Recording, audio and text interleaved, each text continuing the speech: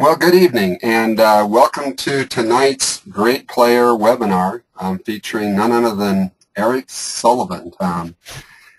One of our, it's hard to make one Olympic team, let alone two, and Sully's made two of them and played great in both of them. So we are going to be asking some questions or let you have questions throughout this. So if you look down, you'll see a question button, and you can put some information in there, and during this slideshow ask anything of Erik.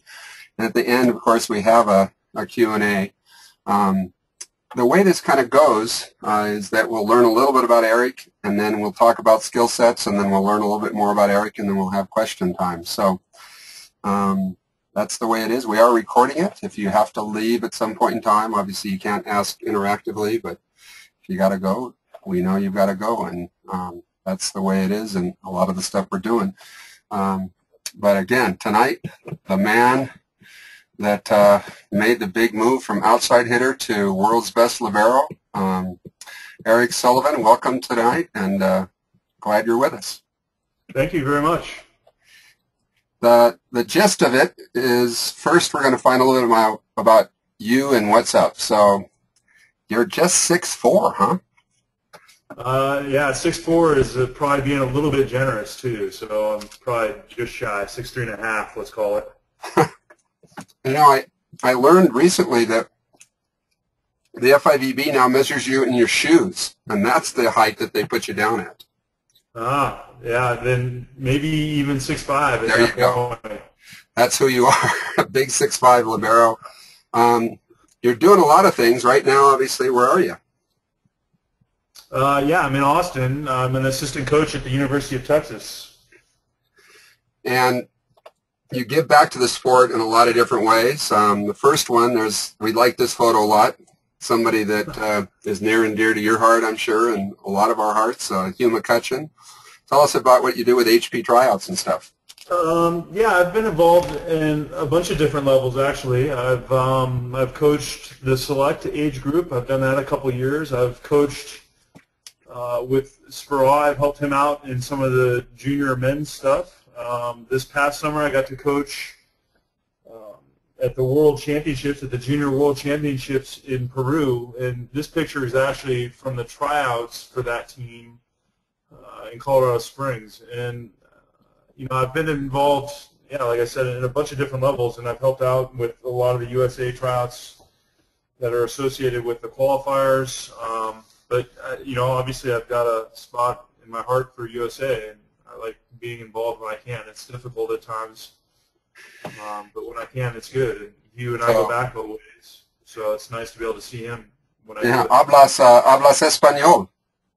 Un poco. Un poco. Just enough to get myself in trouble.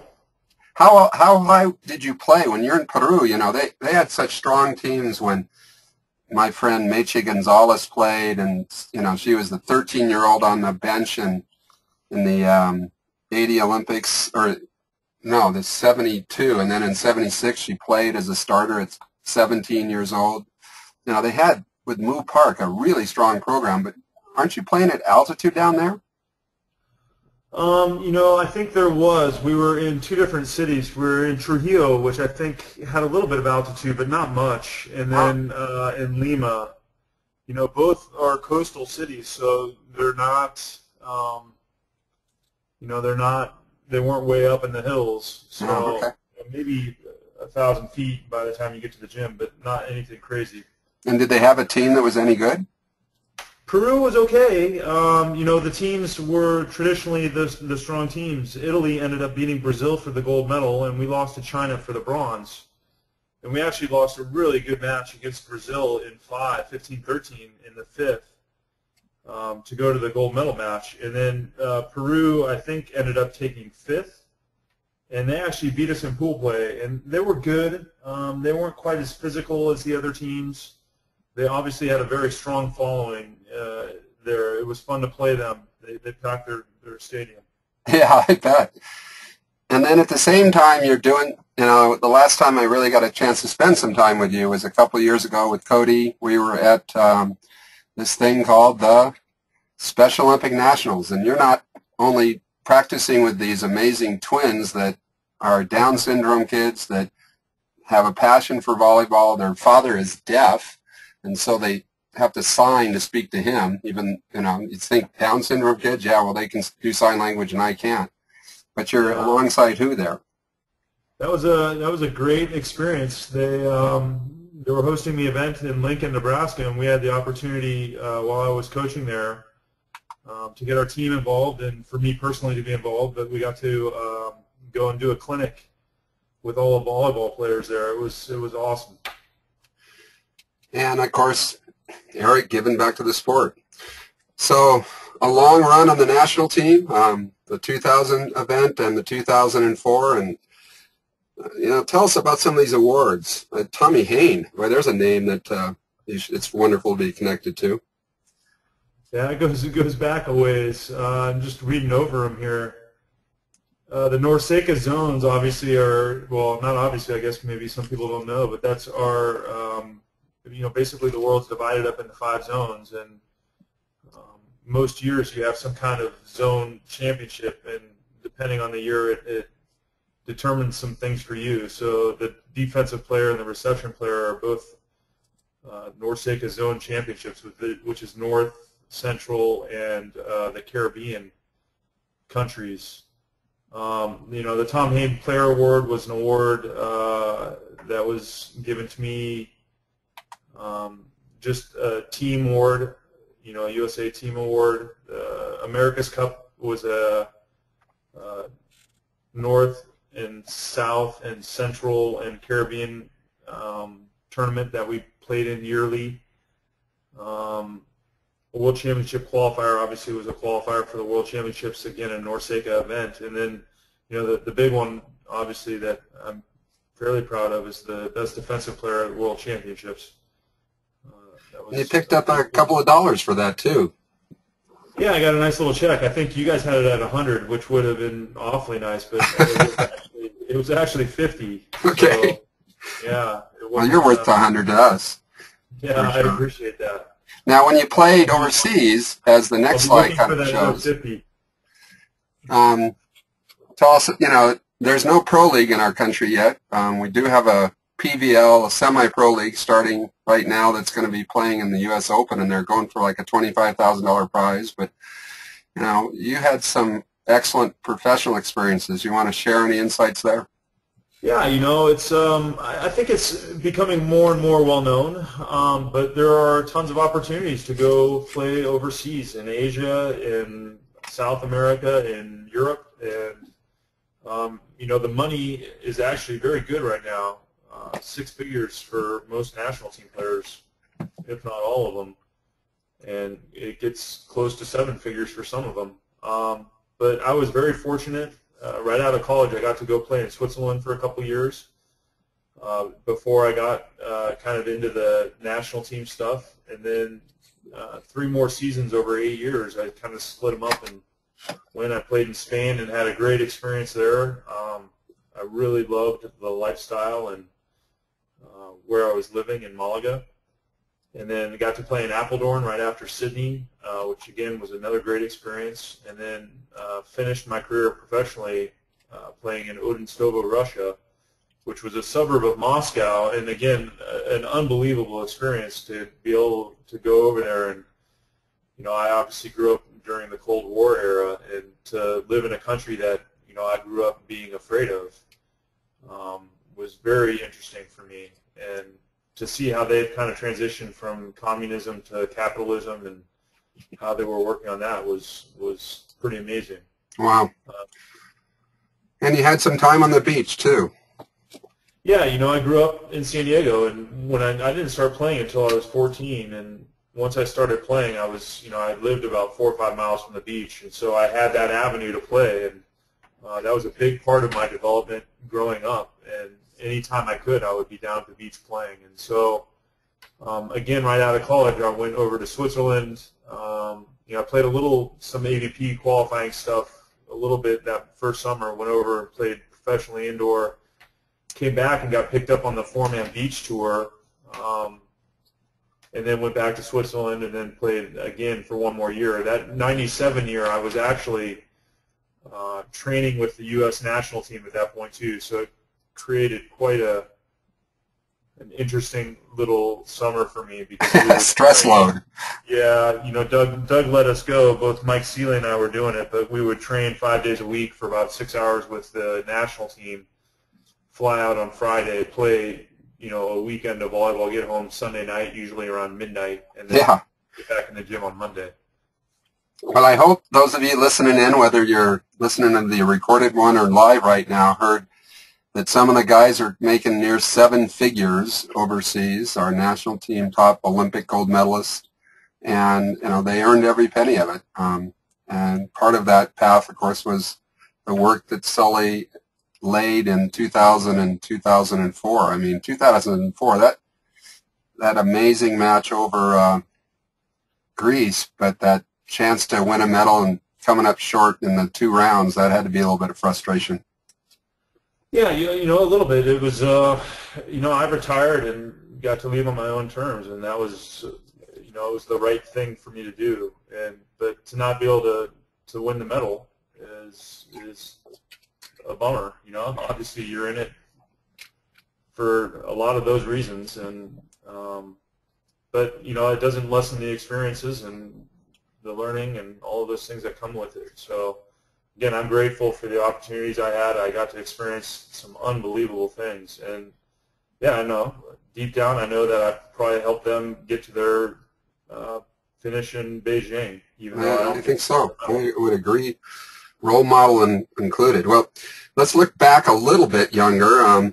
The first question that we'd like to ask all I'm glad to hear you picked at 14. That's a nice late start. Good to hear. But what made you pick volleyball over other sports? You've written this stuff for those that are picking it up, but they'd like to hear what you're thinking too.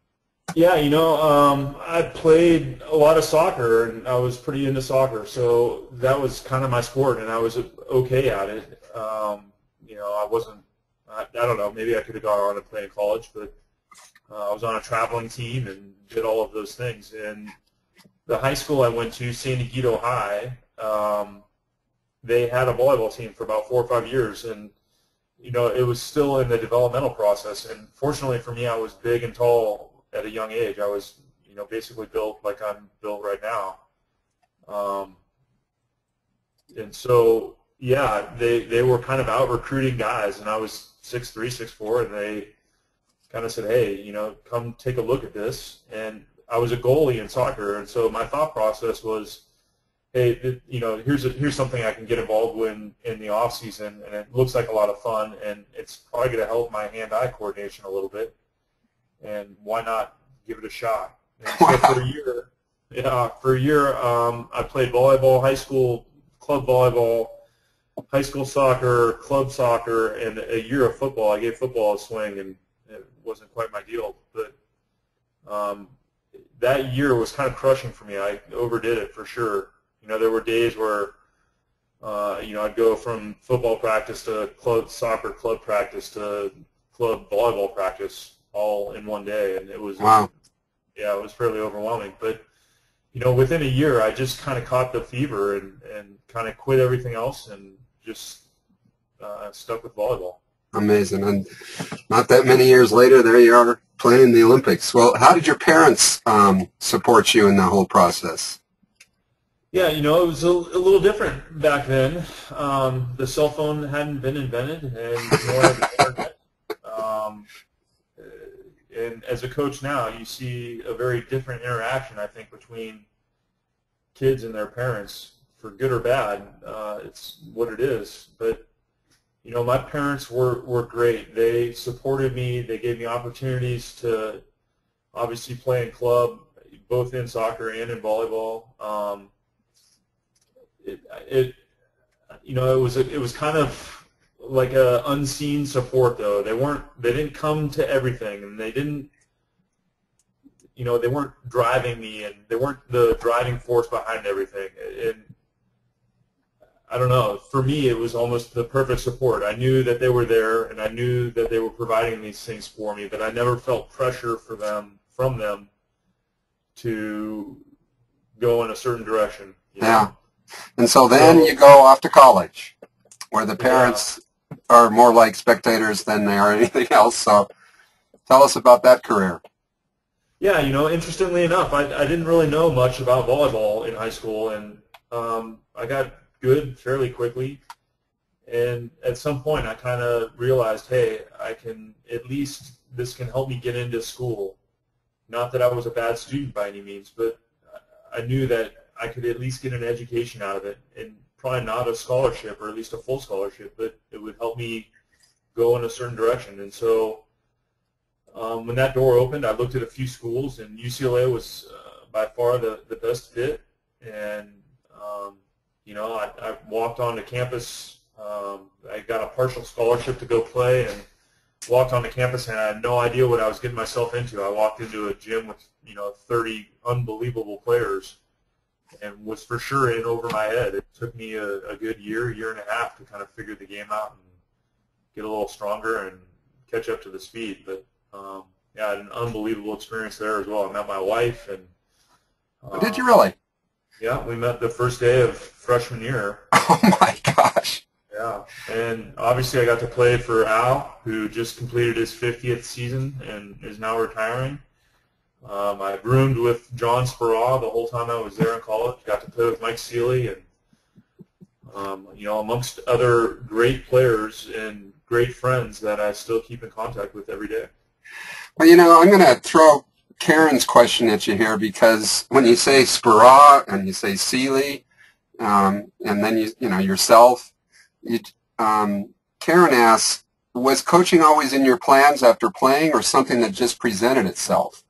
Yeah, that's a great question. No, it definitely was not in my plans. I was pre-med in college and had a pretty big desire to go into the medical field. Now, maybe 3 or 4 years into it, I redshirted, so I had a 5-year career there. I decided that I didn't want to go to med school. I was still kind of looking at that avenue of going into medicine at somehow, some way, continuing my education, but not probably going down the avenue of going to med school. And as that stuff came up, I realized, hey, I can continue to play for a couple years, and I can make a little money doing it, and why not just go with it for a little while? I never really thought that I would play professionally for 10 years. I never thought I would go on to be a coach. And, halfway, 3/4 of the way through my national team career, I was helping out and running a club in Colorado Springs, and got a chance to coach a team. And I don't want to say I fell in love with it, but I really kind of found an avenue of, hey, this is a pretty cool thing, and you get to have some great interaction with young people, and I don't know, what I find now is it gives me a chance to still compete without relying on my 40-year-old body to try to manage that along. So, I kind of stumbled into it a little bit, and obviously I've been very lucky and very fortunate in the jobs I've had. And yeah, stumbled while you're being influenced by Al Skates, who, I mean, we should get him on this, because 50 years he's been coaching. Yeah, Doug Beal, gold medalist. Hugh McCutcheon, gold medalist. Marv Dunphy, our 3rd gold medalist. And Carl McGowan, who kind of mentors us all. So you're kind of, I think you're destined to coach.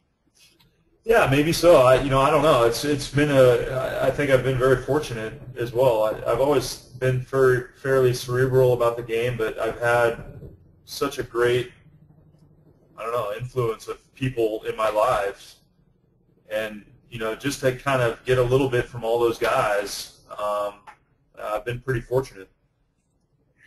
All right, we're gonna just kind of review the Olympic side, and to everybody listening in live right now, you can type in questions like Karen and Shang. I'll get to yours a little bit later, I think. But let's kind of look at 2000. Just some thoughts on that year. Love these pictures. This is awesome. You gotta give it up for Mr. Coleman in there. Yeah, Jim's there. The guy to the left of as you face the screen, of number 17 and 10, in front of Marv, but to number 17, that's Jim. We have our resource library named after Jim Coleman, which is arguably the best volleyball library in the world, as it's being finalized right now in our new offices. And every day we look at Jim's face and think about all the great stuff he did. How did he influence you? He was around a ton in that quad, and he was part of that group that kind of, obviously got USA to where it was before I was even thinking about volleyball. And so, he was just a great guy. He was typically a team leader for us when we were traveling, but always had a great story. Talked about a lot of the history and the guys that came before us and kind of set the mark. And I'm also looking at a story that we're going to tell next year. Rod Wild, he's over there off to the more left of even Marv and Jim. Rod made our 1984 Olympic team, then broke his leg and was unable to play. And that's a story because he came out of not San Diego, he came out of Fort Dodge, Iowa. And I know we've got some Iowans listening today. So. Yeah, Rod's a great guy. I still see him a little bit. He's in Wisconsin, and another great guy, great influence for 4 years of my life. He obviously was a great player and a really great coach. And then we went to the Global Challenge, which was a big event, which led to Athens. And there's your Athens squad. Yeah, look at this. Again, you've got Marv Dunphy there. You've got Carl McGowan for probably his 10th time. And you've got Hugh, though, as the assistant to Doug. And everybody looks like they've bulked up another 4 years. Yeah, I look a little older. And let's not forget Rob Browning, who I actually he was the head coach for the Junior Worlds down in Peru, so I got to coach with him, and another great experience. So he's got a good eye for the game and just a great guy. And yeah, it was an awesome trip. And one of the fun things you did, of course, was got to be on the Today Show and be cool as part of that whole process. Yeah, that was the morning after the Greece match.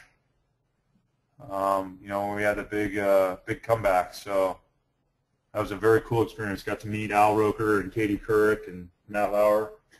For those of you that don't know what Erik's talking about, Erik, can you just take a couple minutes to sort of explain and the situation? I mean, you're in Athens and you're playing Greece and you're down, and tell us what happened there, because I'd love to hear it in your own words. Yeah, pretty interesting. We had 2 or 3 guys that had played in the Greek league, and so they really knew the Greek guys, on a much more than just we play them every once in a while level. Hoff, Riley, Solomon, Clay Stanley had all played in Greece at that point, so they knew all those guys. When we first got to Athens, we scrimmaged them, and we'd kind of run into them a bunch the year before. I think at Worlds, and I don't know, for some reason it just seemed like we had played them a bunch.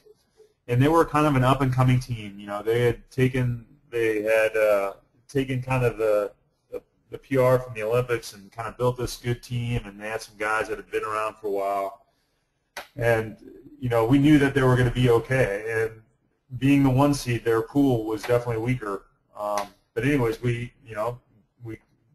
do our thing and they do their thing, and we're in opposite pools. And how it works out is that we end up matching up with them in the quarterfinals. And again, we weren't disrespecting them or anything. We thought they were going to be a great team. And whenever you're playing a team in their home country, regardless of whether it's the Olympics or not, it's going to be a challenge because they're going to have some support. Yeah, a bit. And so we roll in, and they've got, 15 to 20,000. The place is packed.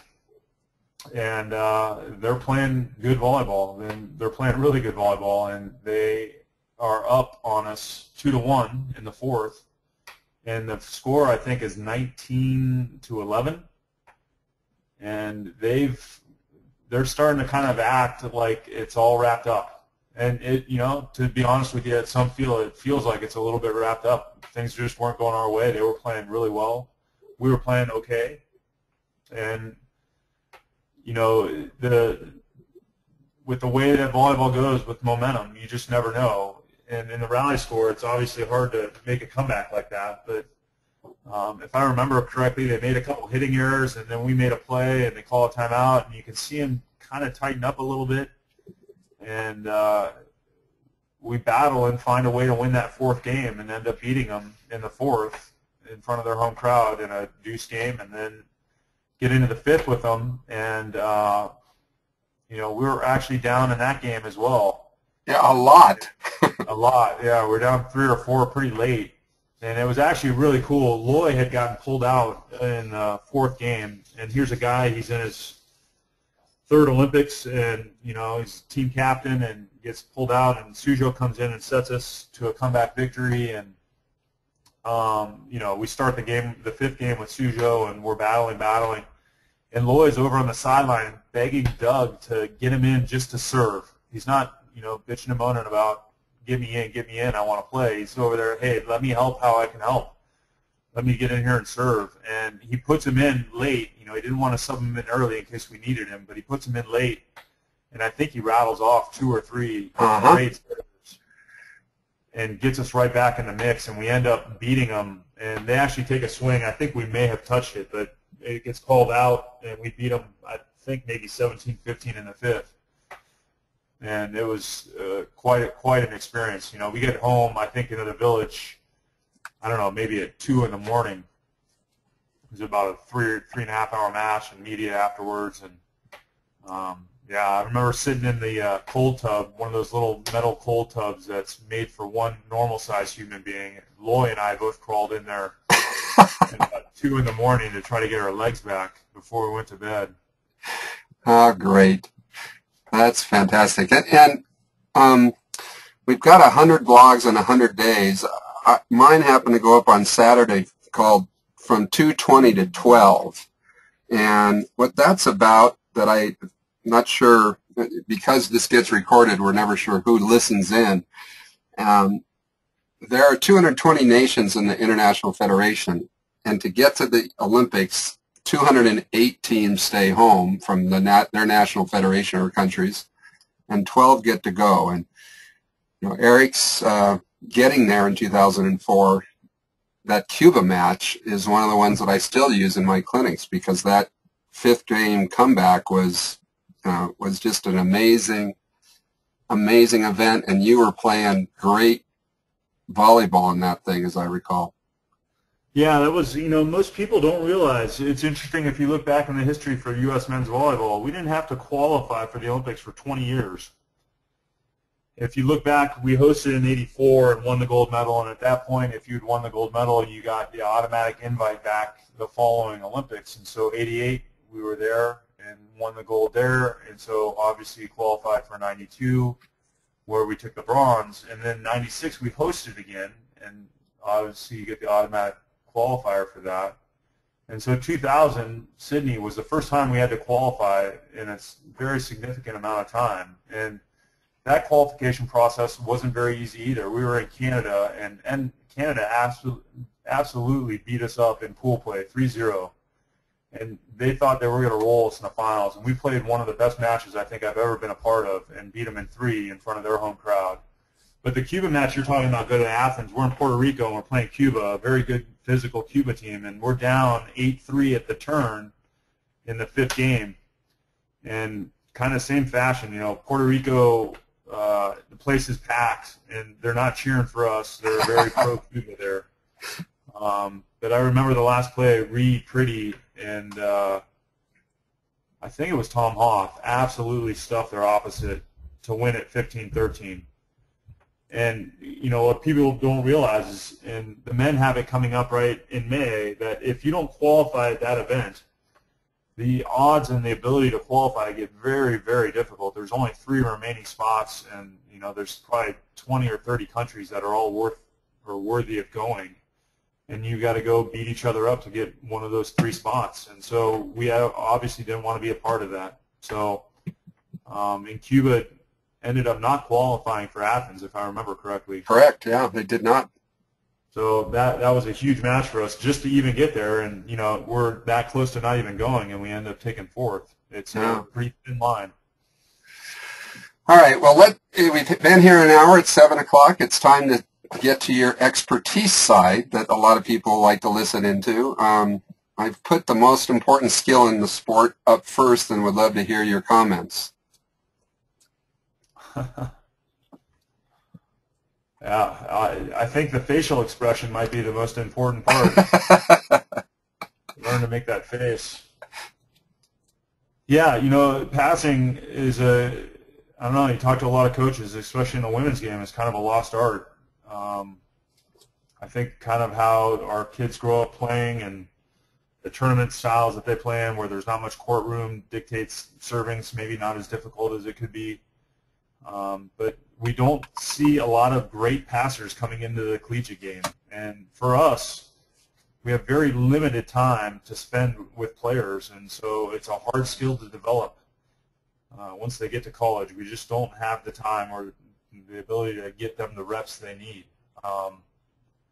For me, a lot of it came through the beach game. And I don't know, it's amazing to me that there's still some coaches that don't want their kids playing in the sand. But you have the opportunity to touch so many balls and to get feel and to learn those things in the sand that I mean, for sure that made me the passer and defender that I was. But, I mean, if we want to get into specifics, I'm very much simpler is easier and better guy. And I see a lot of crazy, goofy things going on. But at the end of the day, we want to get our platform out and have it straight and true and create a good angle with our shoulders and be able to just reflect the ball back to the position that we would like to get it in. And more often than not, we see a lot of players adding a lot of extra movement into a very already difficult skill. But, you know, what I talk about is having a good wide base with our feet and being balanced, having a good posture, you know, weight forward. And I don't know that I'm doing that in any of these pictures, but for sure the picture on the right there, I'm in a nice balanced position. And then being relaxed from our shoulders and platform out away from our body. I mean, that picture right there I think is maybe the best example. Too many times I think our players have their platforms up against their body, and it's hard to create good angles when you're doing that. But, you know, like I said, simpler is better. A good angle is going to get the ball where it needs to go, and if we're not swinging and flying around, then we have a much better chance to make that happen. So these shots were chosen because you're not in line with center, but still the simpler is better is clearly being seen. Yeah, you know, the inline thing's an interesting argument as well, and I understand that. I coach juniors and I coach young kids, and there's some kind of concept of, hey, we've got to be active with our feet, and we can't just kind of stand and fall to the ball. But at the end of the day, and we see this a lot in college, and we have this discussion all the time with our staff, is as the game develops, as you progress through the levels of play, meaning that you go from high school to club and club to college and college to international maybe and international to pro, all those things, they're just, it's physically impossible to pass the ball between your knees every time. It just doesn't happen. The serve is coming too fast. And if for those listening that haven't seen an international men's game, there's guys serving the ball at 75 miles an hour. And if it doesn't land right in your lap, which it rarely does, you've got to take that ball outside of your center line. And so I'm much more of a, hey, we've got to get some reps doing that. We're not just going to show up at this next level and be good doing it. It's okay to play some balls that are outside of our body line. Yeah, because you don't have time. I mean, the ball. I'm going to ask you this question, and it'll be interesting to me to hear your answer. When I've asked Misty and Lamborn and, gosh, Sato, Stacy, and Nicole, what % of your success at passing the ball to the target happens before the ball clears the net?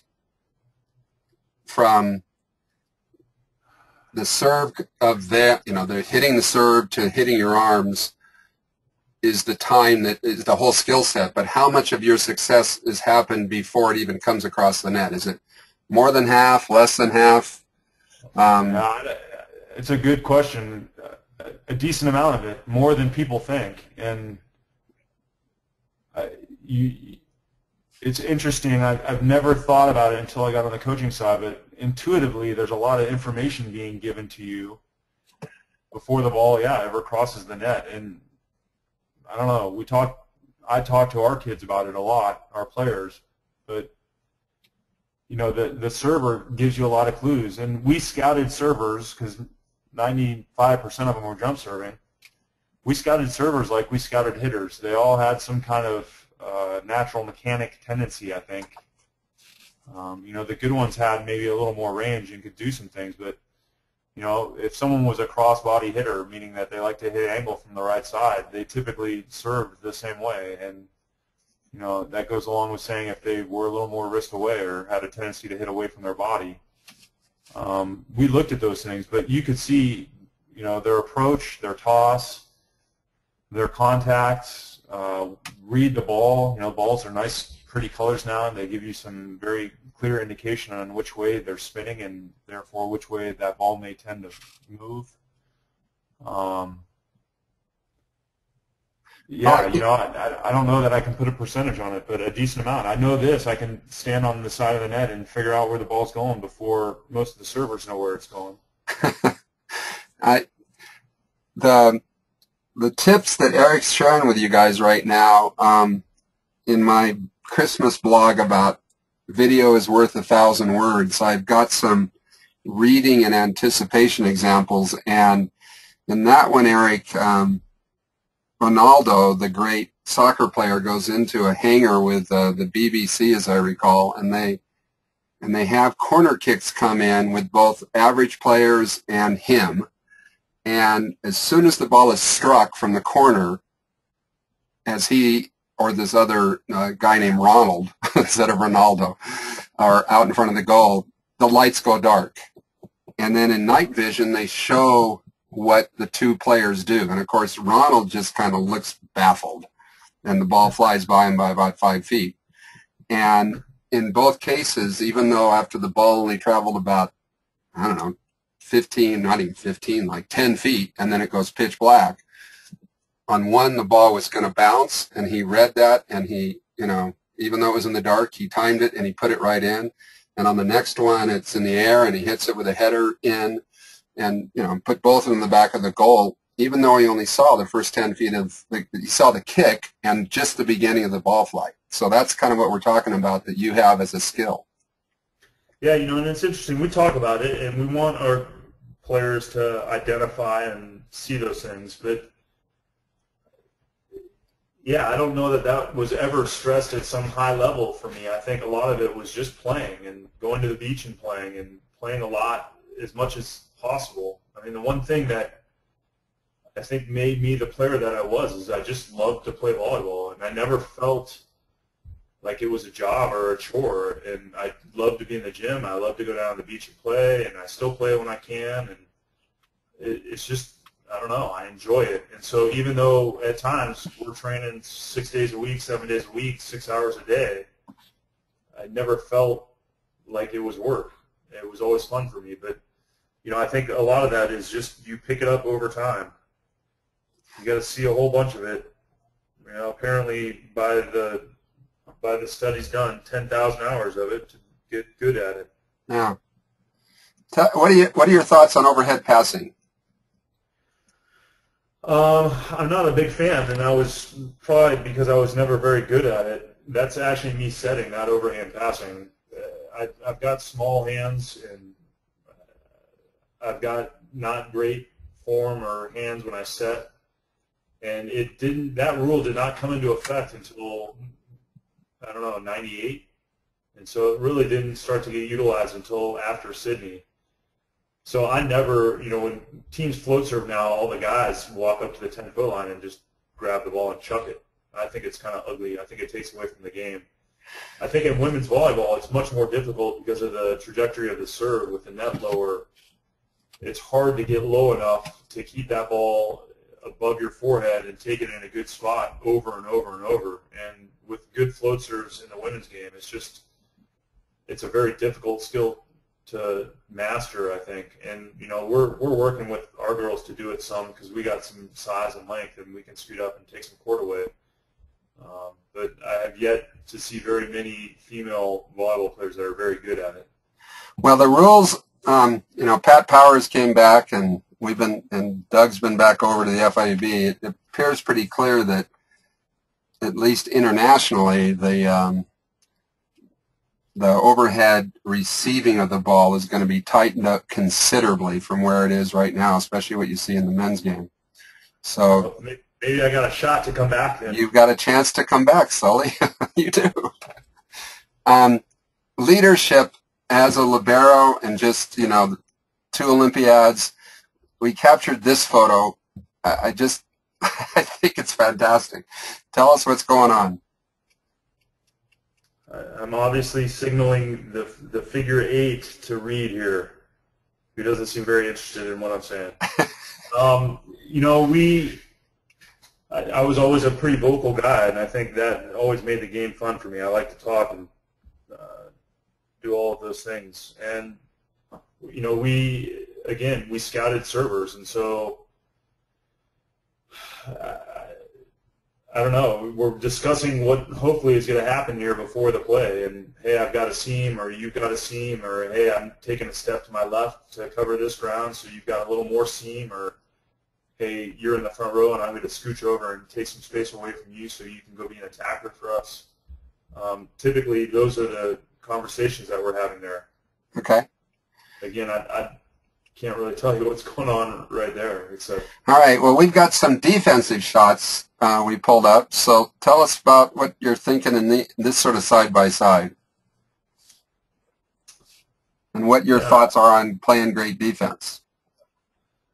Playing great defense, and you'll hear it over and over, and I don't think it's just by chance that you're hearing it, but a lot of it's just a mentality. And, again, in anything I teach volleyball-wise now, less is more. We don't want to be flailing all over the place, and it took me a while to learn this in defense as well, but, we want to, like every other part of the game, we want to get a good look at the attacker and the set and all of this stuff that's happening to gather as much information as possible to see what's going to happen before it happens, and then get into a spot and be balanced, probably neutral to weight forward so that we can move from an athletic position and then be stopped. And most of the time, we're not covering 30 feet. And I watch a lot of young kids play, and we're just doing this little dance, but not really going anywhere. And we talk about it all the time in our gym of, hey, let's calm things down. Let's get from point A to point B with very distinct footwork, and let's watch the game as long as possible. And it's very difficult to do when you're moving all over the place. Yeah. So, I don't know, next time you go watch some juniors play, watch how much they're dancing around but not really going anywhere. I'm not a very big fan of that. Now, Karen has a question that fits because you're such a primary passer defender. Jumping from the international to the national style of playing, is it just different technique or a totally different training regime? Jumping from international to national style of playing. The technique is no different. Volleyball is volleyball, and I think Hugh said it greatest when he made the transition from the men to the women. Hey, the physics are the physics here, and you have to do what you've got to do. What changes is the physicality of the players, and as you climb up the pyramid, the physicality gets so great that you start to see different systems because the players can play within those systems. The speed of the game gets quicker, the angles of the game change, the power of the game changes, and so all of those things make it a different game. And for sure, some countries have some tendencies. The Asians tend to be a little more lateral and a little quicker, and the Europeans tend to be a little slower and set the game a little higher to try to use their physicality. And the Brazilians kind of melded those two together to create the style that everybody's trying to mimic now, or are mimicking, where they're big and physical and there's some speed going on. But yeah, the game is played the same way. You know, you don't learn a new passing technique. You just got to learn to deal with a 75-mile-an-hour jump serve instead of a 50. So Shang asked sort of a related question to elaborate a little bit more on. Having been involved in both the men and the women's game, give us some insight as to differences and similarities between the two in terms of coaching. You know, the similarities are that volleyball is volleyball, and like I said, Hugh stated, I don't know, I think there's a lot of people that think, oh, they're women and they can't do this and they can't do that. I don't believe that. I think they can. There are some physical differences. You know, guys that are jumping, especially at the high collegiate level or international, are jumping 35 to 45 inches, whereas women are typically at the high end in the 30s or low 30s. And so that creates some differences in their window or ability to kind of contact the ball in a bigger window. I think the window for women is a little bit smaller, and by that I mean how much range they can contact a set in. And you know, there's some differences in how the genders interact as a group. And that's a great question for you, because he's got probably it's not like I've been coaching men for 4 years and then switched right over and coached women. In fact, I haven't coached men all that much, but I just think there's some different ways that you need to deal with groups and leadership dynamics with women, and how they deal with conflict and team building is maybe different than how men deal with it. But that's definitely not any kind of new or revolutionary thought process. Well, Karen asks, on top of that, with the men's collegiate program growing, do you ever consider coaching a men's program? Yeah, you know, I've thought about it. I've had some opportunity to maybe dabble in that side of it a little bit. The problem with it, and not that there's a problem with it, I enjoy coaching the women, but there's very little opportunity in the men's side professionally, and so it's just hard to make a good living doing that. And for everything that Title IX has done for the women, it's kind of inversely done to the men. But there's a tremendous amount of opportunity to coach in the women, and you know, that kind of drove, I think, the decision more than anything. So are we going to see you as a beach coach here soon? You know, that's a good question. It would be nice if that was an option at some point. We'll see how it grows with the collegiate deal. It's, you know, you're hearing some things here and there, and we don't have a beach program right now in Texas, but we're talking about it. Yeah. But it would be nice to have that as a possibility, as more coaching jobs would definitely open up. But I don't know. We'll see. Well, as we finish up, we do a quick review of the other skills, starting with the serve. And again, anybody that wants to type in a question, feel free to. Obviously, I'm reading them off when they fit. So this is because you've been playing so long. You were an outside hitter for 2 national championships. What are your thoughts on the serve, and that you would want to pass along to the players listening in tonight? Yeah, again, less is more, and we try to create some kind of mechanics or skill set that is a very specific motor pattern that's not so convoluted that we can't do it over and over and over at a high level. You know, in the men's game, jump serving is by far the most dominant of serves, and I don't know that I've seen a guy just stand on the ground and float serve for a serious amount of time. But most of it's with topspin, and there are a few guys that are jump floating. But you know, just like anything that we're doing, we want to do something and want to do it at a high level, and we want to be able to repeat it again and again and again. And so, you know, the jump serving, it's basically a hitting pattern where we're giving ourselves a nice high toss and hopefully giving ourselves some distance to create some kind of approach pattern and get up and get good contact and put it in the spot where we want to put it. You know, for us as I coach, I think at younger levels, I'm much more concerned about girls just making good contact and getting the ball to do what we want it to do more than anything else, more than location for sure. Because I think at younger levels, if you just hit a good serve, the chances are that you're going to get a team out of system or score a point. I think as you progress through the skills or the levels, you've got to be able to do that and be able to put it in some part of the court fairly specifically. You know, at this level, guys are hitting serves, but they're able to put it on one player or another at a pretty reasonable rate. And so, you know, we want to be able to isolate a passer and, you know, hopefully get 70–80% of the balls to that passer, typically not the libero. And, you know, we get to the collegiate level, similar, we want to do the same. We want to be able to isolate either a front row attacker or a passer that we don't think is as good as the other two passers and make them be great to beat us. Well, Mallory asked a question tied into the serve, but going back to your primary skill sets. I would like to know what are some strategies that help you read the server and hitters. Yeah, so you look at everything, and you know every hitter's a little bit different. They're all going to be mechanically a little quirky. They're going to have some different things in their swing patterns. But you know, the first thing is just knowing most people have a comfort level in one area or another.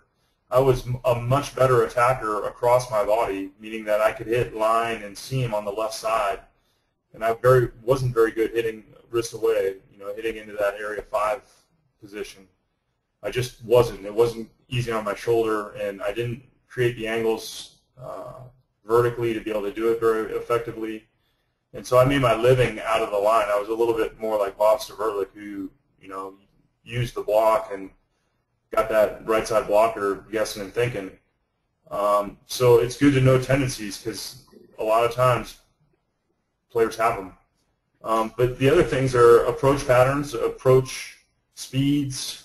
We want to see set or toss if it's a jump serve. We want to see location and where it's going. A lot of times, a lot of hitters go where the ball takes them. You know, when you get to the higher levels, internationally for sure, that is less the case. But collegiately, and for sure lower, you know, if the ball's inside, there's a good chance that it's going cross court because most hitters can't get themselves in a position where they can hit that ball with range. As well as if that ball gets pushed out to their left shoulder a little bit, they're going down the line. And so we want to see those things. We want to see where the hitters are relative to where that set is. If they're in a position to hit with range, then, you know, things change a little bit. And then we want to see speed of approach. We want to see how hard they're going.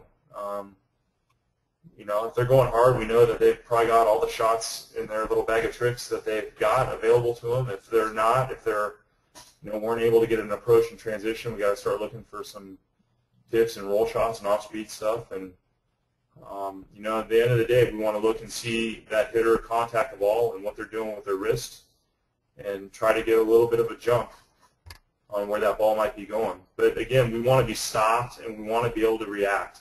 A lot of times, you can take a freeze frame of someone contacting the ball, and most players are kind of doing their little pre-hop and they're up in the air. That's not a stopped and stationary position. It's hard to react out of that. Yeah, yeah. All right, let's go on to setting both as a libero and overhead passing. Again, what's your skill set thoughts there, even though you have your tiny little hands? Yeah, I think they voted me worst hands on the team, if I recall. So that's why Gabe's stepping in the way here? Maybe second worst. God, those shorts are short, man. Yeah, you know, again, we want to do things in a way that we can do them over and over, and we want to take the ball in the same position, and we want to use as much of our hand as possible to get contact on the ball, and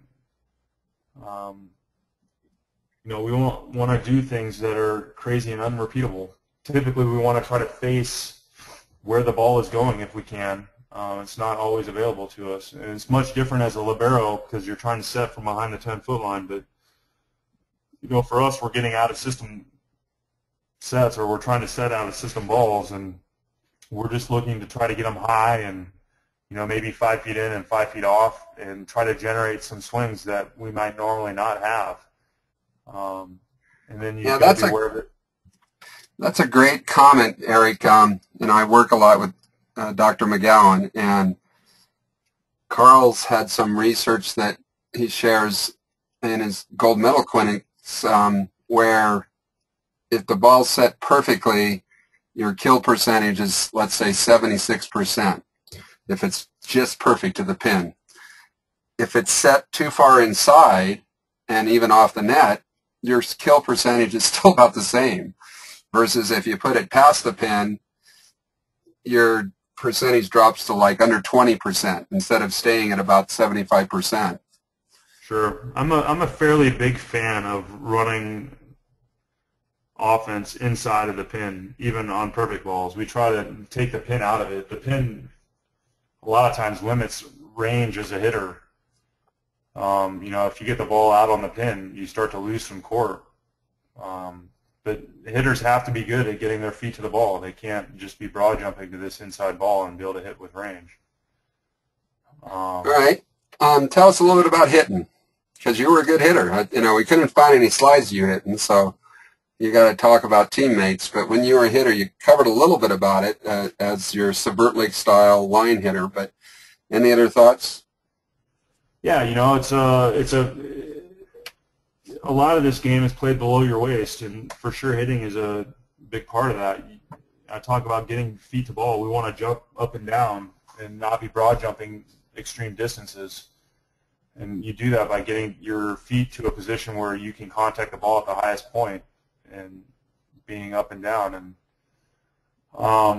for me, I've got a nice arm and I've had good feet, and probably my feet were a little better than my arm, and so I was always undersized. The highest I ever touched was 11.2, and so that gave me about a 35 or 36 inch vertical, which is pretty substandard at the international level. And I actually hit outside for 2 years before the libero position was created, but I got away with a lot just by being creative and seeing the block and hitting a lot of shots with range. Again, I was much better across my body, meaning that I could hit line and seam on the left side. And so I think you can create a lot of pressure on outside blockers just by using hands and hitting good high flat swings. I can hit a ball down, but it's not a big part of the game when the match is going on.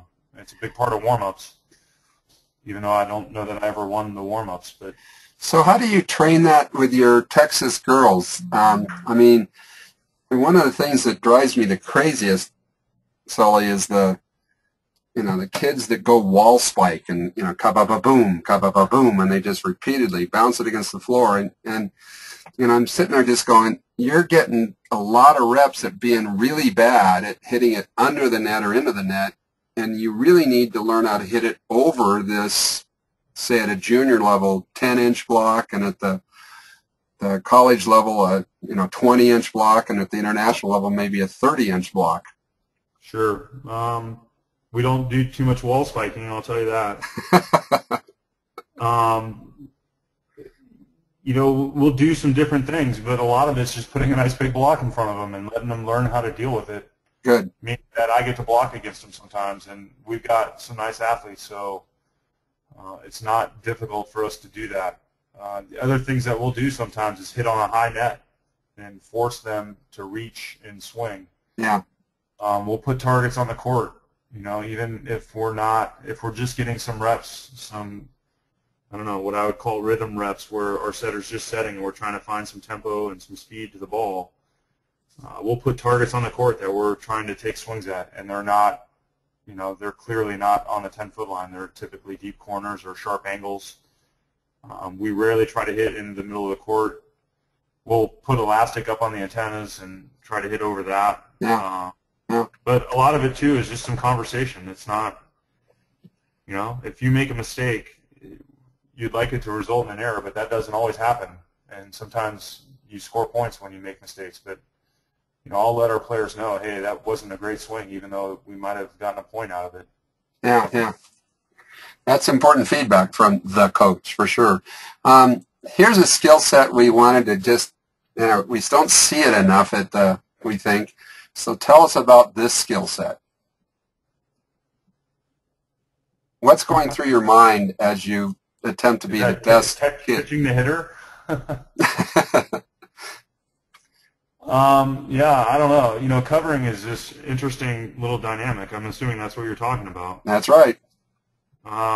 You know, a lot of coaches want to kind of say, hey, you go here and you go there, and you got your little spot to go to. And I'm also not a great big fan of that. I think the game is too dynamic, and you can add a few things here and there, and those little assignments get blown out of proportion pretty quick.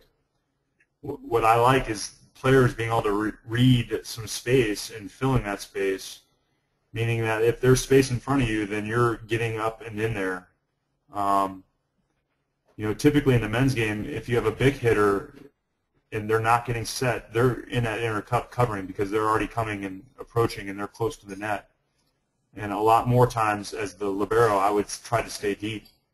It's obviously not the case in this picture, but I just think, you know, if there's someone in front of you, then you need to kind of take a step back and split the difference so that if the ball does get blocked deep,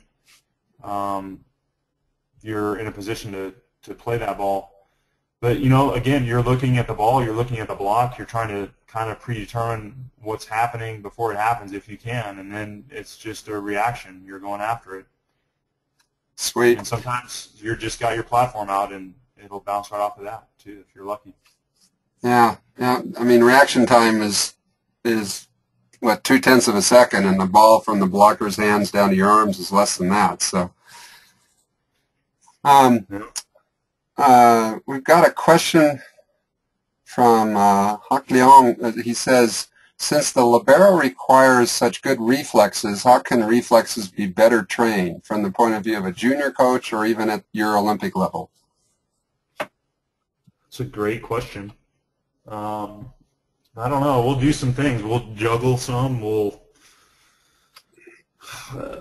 do some things that are out of the ordinary of just playing volleyball. But I think at the end of the day, you've got to play volleyball, and you got to, you know, be able to increase the level. The thing that's nice for us, or at least coaching Division I volleyball, is to have some people in the gym that can play at a higher level than our athletes, and that's difficult for us because our athletes are good. We've got some great players, but we also have some nice coaches in the gym, and we've got some practice players that can maybe step the level up a little bit. And so, you know, I think you increase reaction time by seeing something faster than you would normally see. And so, you know, when we're hitting balls, when we're getting some digging reps, when I'm hitting balls, I'm not just kind of rolling it and throwing it around. I'm taking some pretty hard hits, some pretty heavy swings at these girls. You know, I'm not trying to kill the ball every time. I'll definitely put it in an area where I think they can defend it, but it's coming with some pace. And I don't know, I think once you see it for long enough, then the game slows down when the attack speed slows down. Yeah. At least that's the concept. Yeah, you know, when I coached at New Mexico, we had a terrible coach named Long Ping that was much younger. You know, she had just beaten us for the gold medal in '84. So she was, like you, one of those great coaches who could play and teach by playing, not by talking. Yeah, you know, internationally, the game is played at the highest level, at least with power, at the international men's level. And so, you know, it's impossible to do. It's impossible to bring someone in and say, hey, we need you to hit harder than guys are hitting right now, because the guys that hit it the hardest are in the gym playing. And so, you know, part of it is being able to be on the other side of Clay Stanley and trying to defend what he's bringing, which is a pretty heavy ball with some serious pace on it. So, you know, part of it's just playing against yourselves and then getting international experience. I mean, we talk about it all the time. Yeah. It's one of the things that's very difficult in our country to get international matches the way that some of the other countries are able to get them. Yeah, that's true. So you guys are 22, 23 with 200 or 300 international matches. You know, I think I maybe got to 300 in my whole career. Yeah, right. You open the reflexes door here. Bernie's asking, have you ever played table tennis to develop quickness and reflexes? You know, I haven't. Again, you would need to find some really good table tennis players or play for a while, I think, to get the level up to where it would need to be. It would be an interesting deal. And the problem with it is I think you're specifically training some kind of motor pattern that your reflexes probably are somewhat directly linked to that aren't similar to volleyball. So yeah. I think it would be good, but I don't know that it's going to help you pass a harder driven ball because you're working on some kind of... Yeah, Bernie, I would say specificity in training is pretty clear on this one. And when you take impact, you know, we talk about the 3-day Olympic coach, Olympic committee training periods where they'll say the word specificity in training 3,000 times in 3 straight days because it's such an incredibly important principle. So what you're hearing Erik saying, get these reps, the game slows down with more reps the more you play. The advantage that Texas has with Erik playing against him is that he can pressure them. And what you heard Erik say, it's hard for themselves to, his teammates can pressure each other. There's not much other pressure going on because for guys to hit higher speed, it's hard to see that. At the University of Central Oklahoma, our Paralympic training site, our women's team is number 2 in the world and our men is 8. And part of the reason they're number 2 in the world is because they practice against the men all day long, and then they go play the women, and it's like, oh, this is a lot slower and easier, because it is. So I would not be table tennis is a wonderful lifetime sport, and I would play it, but not to make me a better volleyball player. Shang's got a question here as we go into the final half hour of this, or so of this. Not about this. I'm going to read, your career path went from outside hitter to libero at a time when the libero position was just being introduced. Now lots of players are very early on specializing in that position only. What are your thoughts about that? You know, my thoughts are that I'm not a big fan of early whoa, how limber I am. Nope, sorry. That's all right. That's for a later question. You know, I would much rather see the rules dictate a lack of specificity of positioning at younger levels. I would love to see players play all the way around. You know, I think Hugh has talked about it, that he'll get some middle blockers that have never served, and in the international game you have to serve. Liberos can't serve, and so all your middles have to serve. And so, you know, you'll get these great middles that come out, but never once did they get a rep of serving in a Division I game or have to play defense because they served.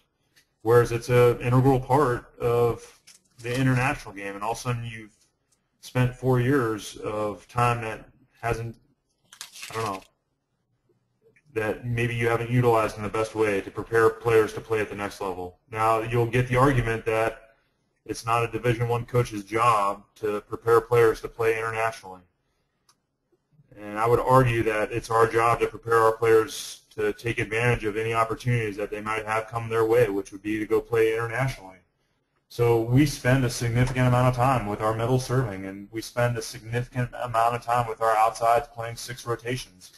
Whether we get them to the point that we're comfortable doing it all the time is another question that's debatable.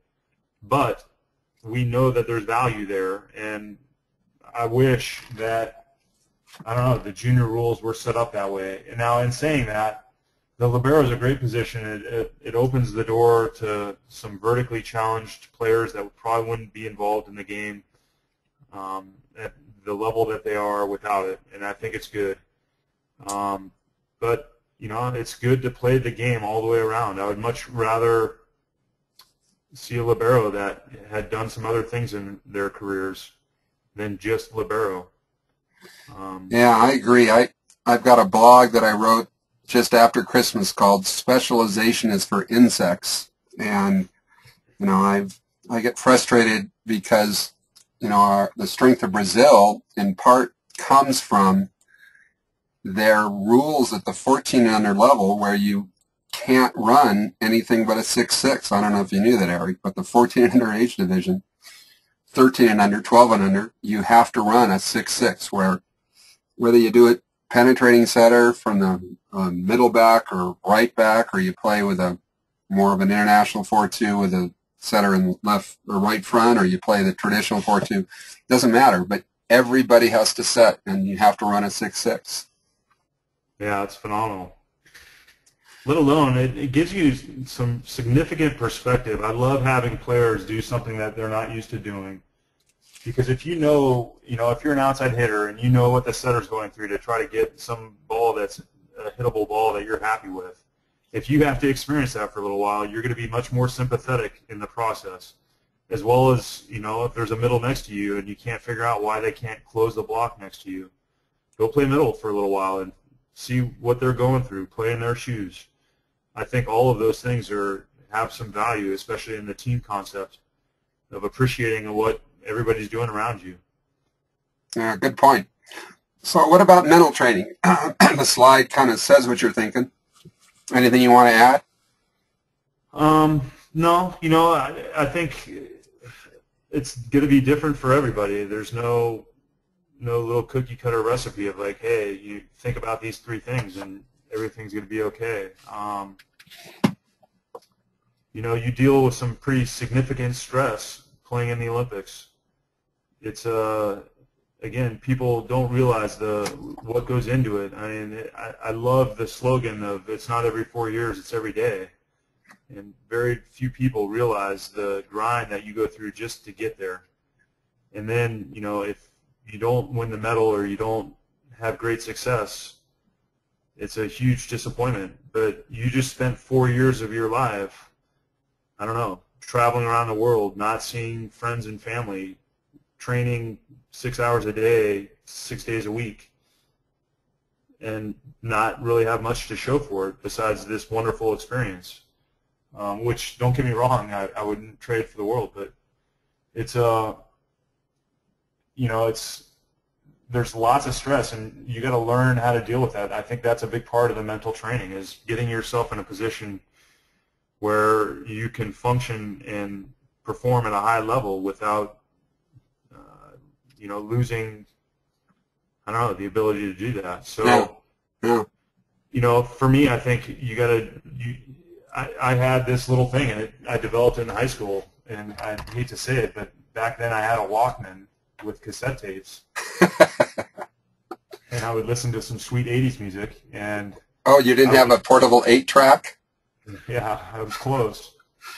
And I would take myself out of whatever dynamic was going on with the team. And not that, I didn't care if guys were joking around or doing whatever they were doing. I just didn't want to be a part of that. It wasn't part of how I prepared for matches. And so as I progressed through the years, I went from cassette tape to a DVD player to an MP3 player, and I would have the same, we'd get on the bus to go to the match, and I would get in my own little world and try to get away from everything else going on. And same in the locker room. I had certain music that I would listen to that would kind of pump me up a little bit. I would visualize some, but most of it was just to not be involved with whatever else was going on. Now, obviously, if there were discussions with scouting or any kind of game tactics, I would definitely be engaged in that. But as far as the preparing side, I don't know. For me, it was I wanted to get away from outside influence. Then what's going on here? I'm stretching the hammy. Look how limber I am. Okay. So we like this quote. Anybody listening in, I have the entire speech by President Roosevelt as a PDF that I can send you because it's a great speech. But, this is why we do these, to find out what our Olympians think about. And any other insights into this quote for you, Eric? Yeah, it was never given to me, and I don't know, as a coach, you kind of hunt around for some stuff, and it's something I just came up with, and it's a lot of words, but at the end, the crux is basically you're going to be a much better person and have much better experience in lives if you just go do some things, even though that those things may be super difficult and you could fail. And if you don't do those things because you're afraid to fail, then you're going to just kind of have this mediocre experience in life. And to me, I think that's what it's all about. You know, it's easy to kind of go through life and never put yourself out there. So when you're in the arena and you fail, how do you get over it? Yeah, you know, for me, I don't know. This was about as quick and brief as I think. I think play to play, you have to think like this, and I think match to match and tournament to tournament, and I think you need to be able to reflect on what you're doing mechanically at a very basic skill level and think about what's going through your head and do all of those things in a quick second or two and then move on with it. And never let a bad performance beat you twice, meaning that if you shank a ball or make an error, you see it all the time. You know, if someone shanks a ball, they come back and make 2 more bad plays in a row because they're still lamenting about this play they made 3 plays ago. I loved reading that, Eric, because my mom used to say, never let the same bee sting you twice. Yeah. And so, you know, we can talk about Athens all you want, but let's talk about Sydney. We took 11th out of 12. I think we tied with Tunisia. It was not the experience that we were looking for, that we spent 4 years, and we were 4th in the world going into it, I think, or 5th. Right. And it just come off of some great wins and done some wonderful things. But the way our Olympics went was not how we planned. And yeah. It was not an easy thing to get over. But I don't know. It's also one of the great things about sports is these little microcosms of life. Opportunities to compete, and the next day you get it again until one day your body gives out and you can't do it anymore. So, yeah. I don't know. Life goes on, and only one team gets to walk away really feeling wonderful about themselves, and that's cool. So I don't know. You deal with it and move on and keep working through the process. And well, I loved hearing about your beach development, you know, Karch and Misty and other players that we now know. Here's a question about your sort of high-performance development. Anything else you want to add? I know Michelle is very thrilled to hear. She's our beach director in Iowa, and we like hearing beach out of players that are developing. What are your high-performance pipeline? Any other thoughts? Yeah, you know, there's for sure some pivotal moments. And again, you can read books, and they'll say, you know, there's these key moments in your development as whatever you're doing that are very, very important. And a few of those occurred for me through the USA program. One, and it doesn't exist anymore, was the Olympic Festival. You know, I went to UCLA, and I was a pretty good player coming out of high school, but I was far from being a good collegiate player. And I redshirted my first year, but that summer I had the opportunity to go try out for the Olympic Festival. And, you know, there were 230 players trying out for, I think, 48 spots. And I had a wonderful weekend of tryouts, and I made a team. And on that team, I got the opportunity to compete for a spot, and I competed for a spot and made the starting team, and we competed and won the gold medal. And I know that was a huge moment for me as a volleyball player, just in a confidence level, in the ability to see the game play at a high level and be able to, you know, compete in that environment, and to just know that I can be there and play at that level was enormous for me. And so I came back my second year, and I was a different player. Yeah, that's cool, and that is something they're talking about bringing back for the exact reason it impacted you, because that Olympic Festival, you know, you had an opening ceremony, you had North, South, East, and West teams, and you pretty much did a mini USA Olympics, and the other sports were there too, just like the Olympics. Yeah, people don't realize there's very few opportunities to play in a multi-sport international events anymore. There used to be, you know, the Pac-Rim Games, Olympic Festival, World Uni Games. You had all these opportunities, and for me, I think, I don't know, I'm trying to think of all the events that I played in. I only played in 5, maybe. Olympic Festival, World Uni Games. I played in one. I'm blanking on the Pan American Games. Yeah, the Pan Ams every 4 years. Yeah, I played in one Pan Ams and then 2 Olympics. Those are the 5 multi-sport events that I got to participate in. It's not like you're doing it every year. For us, World Cup and World Championships are volleyball-only events. Yeah. And the environment is much, much different. And there's something to being successful in those and knowing how to navigate through that environment. It's a convoluted little world. You end up living in a village with, I don't know, 10,000, 11,000 other Yeah. high-level athletes and coaches. There's a lot of things to be distracting there. It's good to experience that stuff before you just step into it. Well, let's talk about some music and your jersey. Those slides are fun. Yeah, I don't know. I've got, the only thing I don't listen to is country. That might not be great that I'm down here in Texas, but yeah, I don't know.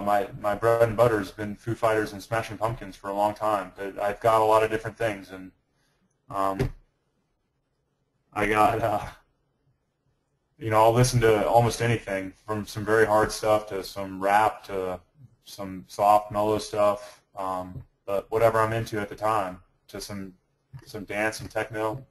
I've listened to a lot of different things. The volleyball number, I'm not sure why number 5. I think I may have just been number 5 in high school.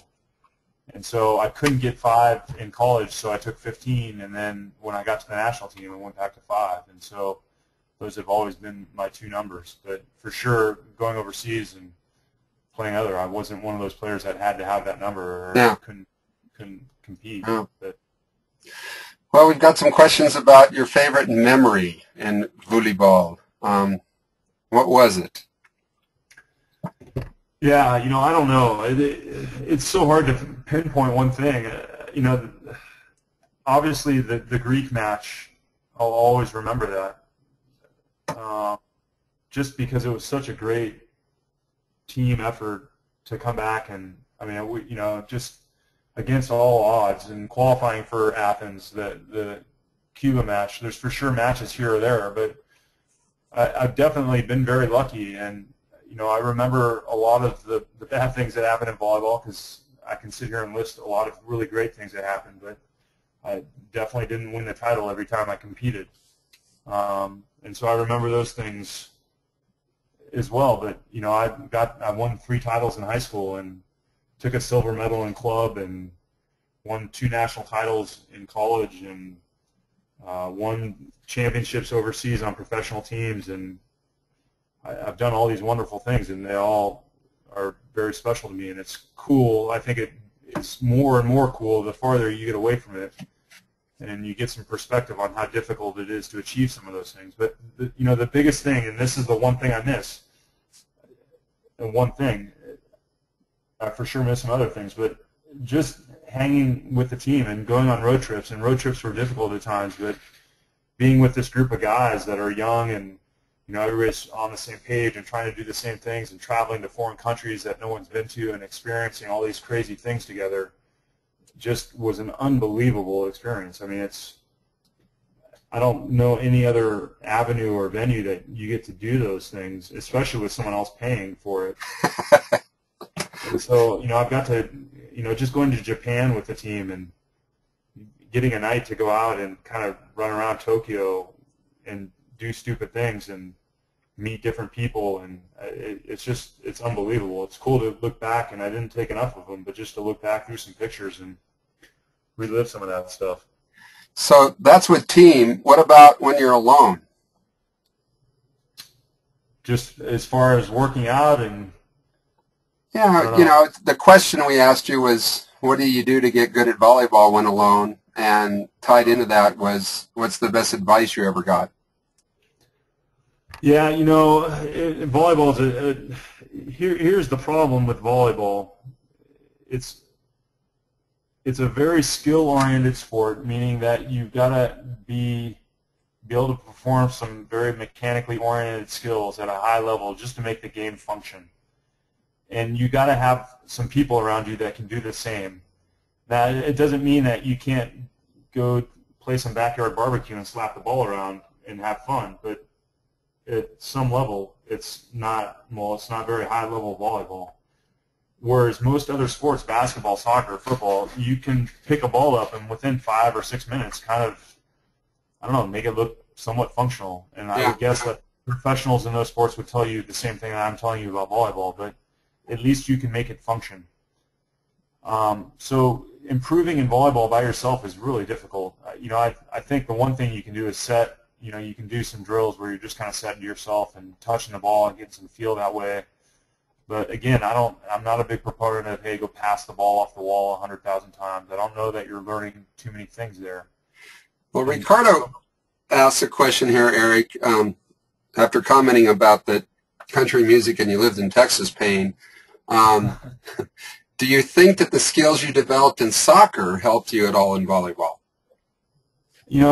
Again, I'm not a big fan of sports specialization at an early age. I think it's kind of a bummer that the world that we live in now demands that at 10 years old you've got to decide what sport you're going to play and play it 40 hours a week. I just don't think that's healthy.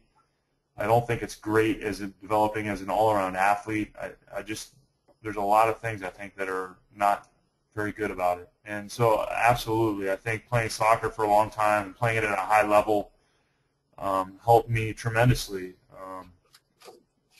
get better just as an athlete, function of my body, proprioception, knowing where my body is in space and be able to move and do these different things, I think all comes with learning to do a bunch of different things.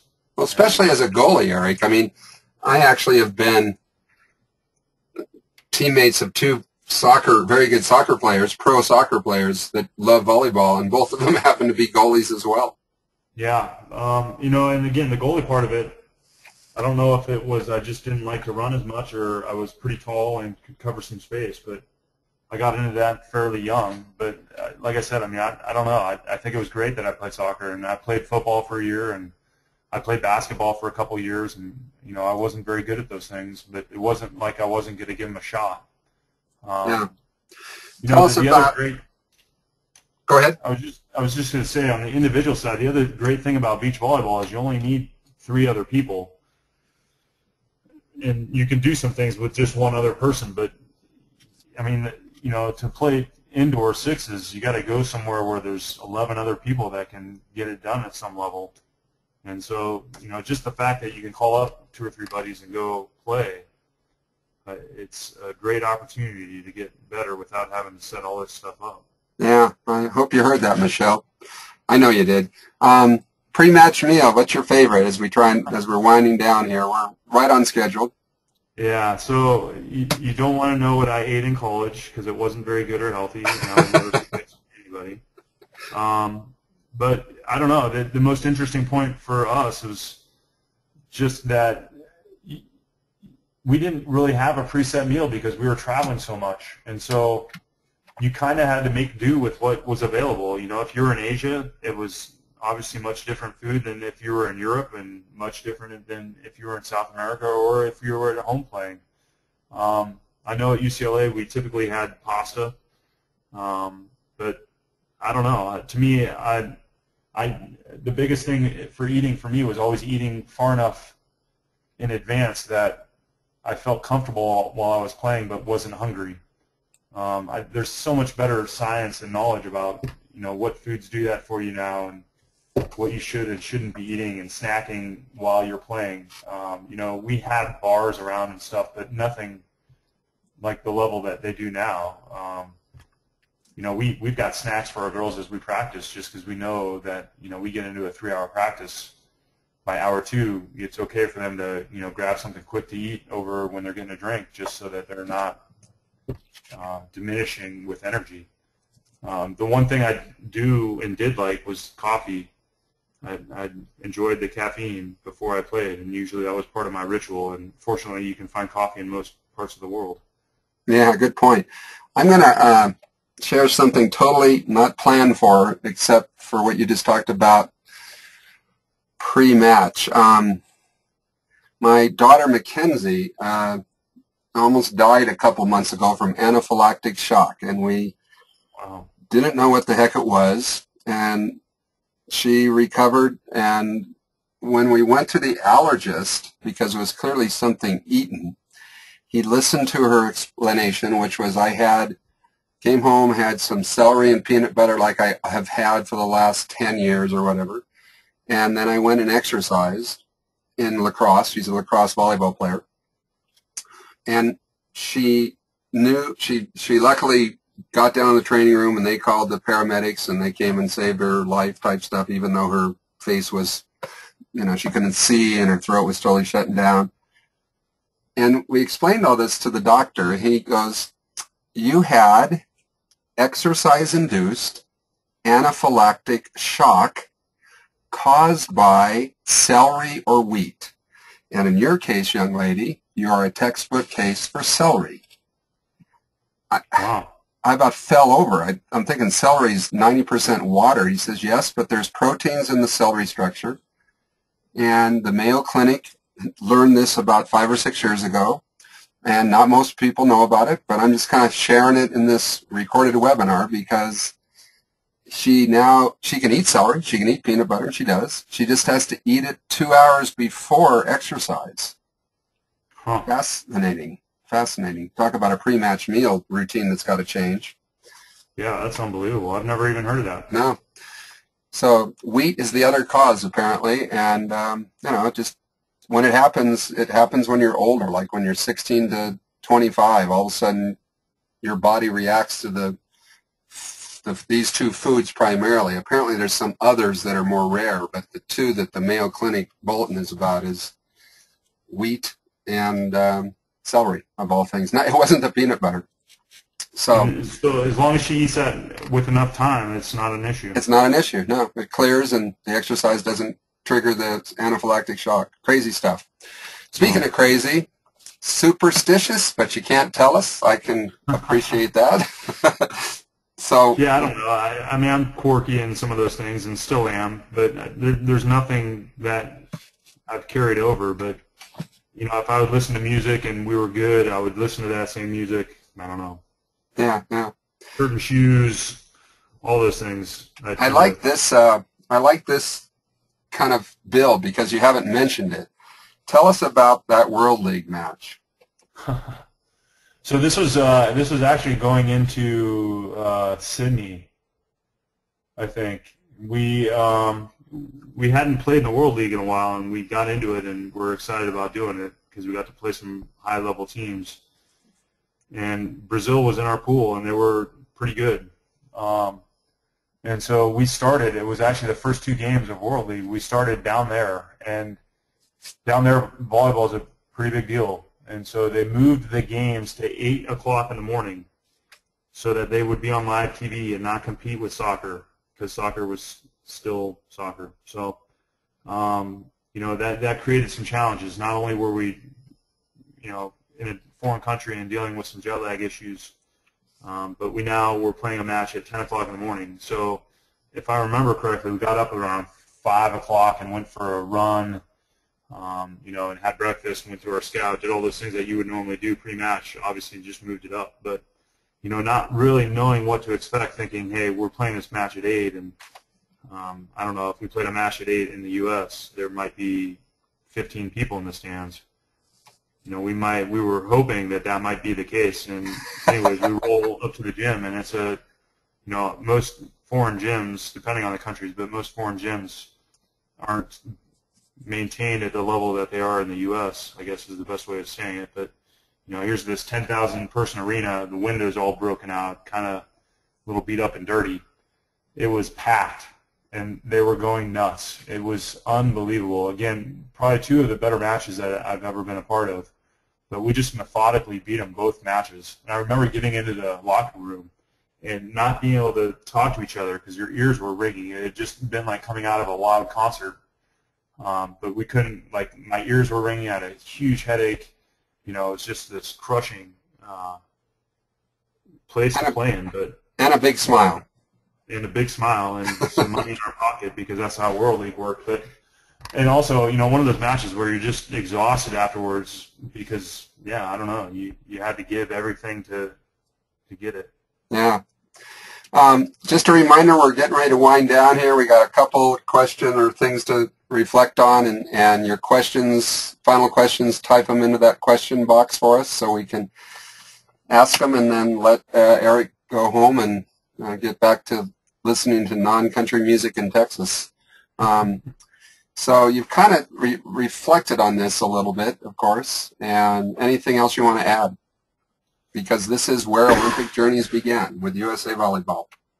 Yeah, you know, it's, I don't know, the day-to-day of it is a big part of it for the athletes. And again, you know, as a public, you just don't get to see or witness it, the things that we go through. And you know, most people don't know, but the Olympic team is really not announced until, I don't know, maybe a month, 4 weeks before the Olympics. And there's no real tryout process. It's basically coach's decision. And so you go through this 4-year deal, and it's a day-to-day grind and tryout, and guys come and go, and the team changes, you know, as you kind of morph through to this final 12 guys that are going to the Olympics. But it's just such a, I don't know, such a very guttural experience of competing and trying to be the best that you can be, and also be the best group that you can be, which is difficult at times to make those two things correspond. It's not super easy. All right, well, the last slide kind of sums up anything else you want to share, and you've shared this in advance. Is there anything else you want to add, and we'll take any final questions? No, you know, I don't know. I think sometimes in sports that this kind of stuff gets overlooked nowadays, and we just think, I don't know, if I'm going to be great at something, I just got to put my head down and grind through it. And I will say this, the journey to where I got to be, which is pretty cool, and I think at a pretty high level, is too hard and too long to do it just because I'm doing it. You know, find in life what you're passionate about, and then put your effort into it. And if you can do those things, and you know, now I guess those things don't always line up, but if you can do those things, you're going to have a pretty good experience. Because like I said, it never felt like work to me. I always loved to be in the gym, and I don't know, there were days when I didn't want to be there for sure, don't get me wrong, and days when I couldn't barely move and just had to show up and kind of work my way through it. But I don't know, it was fun to be with the guys. It was fun to compete. It was fun to get in drills and get after each other and have fun doing it. And I've been very lucky in that a lot of my life has been around that, and I've been passionate about it. Yeah. All right, we've got a question that you can answer or not answer. What were the differences, without getting into trouble with either group, between Nebraska and Texas collegiate programs that you have learned? You know, I don't know. There for sure are some differences. I mean, the staffs are different, and the head coaches are different, and the universities are different. But just at a very basic level, and I've been very fortunate, and for sure my experience has helped me out in this, but I've worked at 3 colleges, and all of the universities I've been at have been unbelievably supportive, great environments to work in, great people working at them, you know, starting with the University of Colorado. And Nebraska is a very unique place in that, you know, people say it, and it's, I think, fairly true. There's not much going on there, and so people are just engrossed with the athletic program there. That's a good point. Especially football and especially volleyball, and so it's cool to be a part of. And volleyball is a big deal there. People recognize me, and you know, I'd been there a couple weeks and people knew who I was. Wow. And so yeah, you don't see that everywhere for volleyball, and so that was pretty cool. But I will say this, Texas has a big part of that as well. There's a few more things happening in Austin that make it a fun place to live, but people are very enamored with the athletic program here, and it's a very big deal. And so, I don't know, for me, it's a lot more fun when what you're doing matters to some people. Yeah. And it makes it, for sure, maybe builds a little more pressure, and some things like that come along with it, but it's a lot more fun to I don't know, put the work in that you've got to put in to be good when other people care as well. Cool. This question is not from the beach program out of Iowa, but the question is are the Texas girls going to be playing any doubles this spring or this summer at all? Yeah, absolutely. We train at least once a week in the sand with them, if not more. We think, Jarrett included as the head coach, is a firm believer that that's a big part of getting good is being in the sand. Then we like the aspects physically, having to move around in a different medium. We like the aspects of having to see and read the game, as it's a little bit different than the indoor game, and we like getting the girls out of their comfort zone of just being in the gym. So it has been a big part of how we train since I've been here, and before I got here. But didn't Eric, if I'm not mistaken, I mean, I'm sure John Cook called me maybe 8 years ago when I was still doing USA Volleyball's beach directing, and he asked me for all the information on how to build a court, and to FIVB standards. And so, don't you have an indoor court in Nebraska as well? Yep, we had an indoor court up there as well, and we utilized it as much as we could. You know, the girls played in it a lot, especially over the summer when it was more available. But yeah, they have a wonderful facility. It's awesome, and again, John is a firm believer in that as well. So, of course, he's from San Diego as well. Correct. He was much more of a beach player than he was an indoor player at any point in his life. Wow. Well, it looks like the last questions have come in, and it is after 8, and we want to let everybody go. A couple are pounding in really fast. Any news of the Arizona high school sand volleyball season? Yeah, it's progressing, Chang, fairly well. You can always email Eric Hodgson at the Arizona region, because he's helping develop and has been part of that whole program. Anybody at the Arizona region office can tell you how to make that happen in other places, and the U.S. Beach office is working on that exactly. So as we wind down to April, I assume you're going to be on the road. Where can they maybe see you next in the next couple of weeks? You're going to be anywhere they can walk up and say hi to you?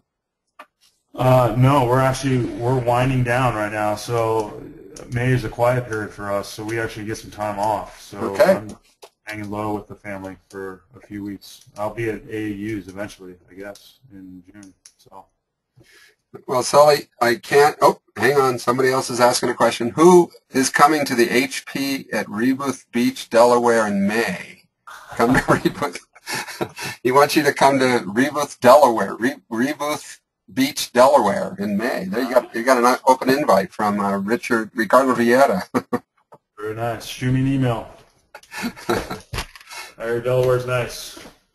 All right. Well, Eric, thanks for contributing to this repository. I'm sure in 20 years you'll be able a chance to look and show this to your grandkids or whatever next.